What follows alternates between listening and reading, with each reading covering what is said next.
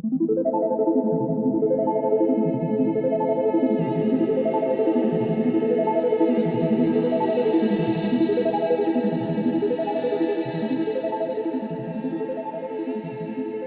arrivant en Islande, on est tout de suite frappé par l'environnement. Les routes semblent ne jamais finir, entourées de paysages immenses qui changent d'un kilomètre à l'autre. On passe de zones volcaniques à des glaciers, comme si le pays hésitait en permanence entre le feu et la glace. Le froid est sec, direct, et il nous rappelle très vite que la nature ici est dominante. Et puis il y a les aurores boréales, qui dansent dans le ciel quand la nuit tombe. Elles créent un moment suspendu où tout semble s'arrêter autour de nous. Et très vite, on comprend que ce paysage, aussi puissant que fragile, sera le décor, mais aussi l'acteur principal de notre séjour. La nature ici a quelque chose de particulier. Elle impose son rythme et c'est à nous de nous y adapter. Dès notre arrivée, c'est une tempête qui nous a accueillis et nous a forcés à rester entre 4 murs, à 12, dans une maison perdue au milieu de nulle part. Isolés de tout, mais ensemble, c'est là que tout a commencé. Privés de grands espaces, nous avons appris à créer les nôtres. Un coin cuisine où l'on préparait les repas, une table où les jeux de société remplaçaient les sorties, un salon qui se transformait en salle de cinéma un soir ou en salle de karaoké un autre. Une routine s'est dessinée, naturellement, comme si elle existait déjà.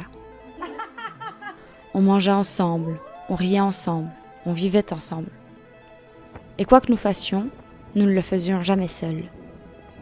Vivre en communauté, c'est apprendre à s'adapter, à supporter l'absence d'intimité, à comprendre les habitudes des autres, à reconnaître les différences culturelles qui s'invitent jusque dans la manière de prendre un petit déjeuner. C'est accepter que tout le monde fonctionne différemment, que les sacrifices se font à l'échelle du groupe, que l'harmonie demande des efforts.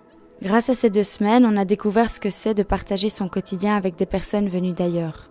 Faire attention, se laisser surprendre, devenir plus indépendant, plus mature et surtout plus ouvert.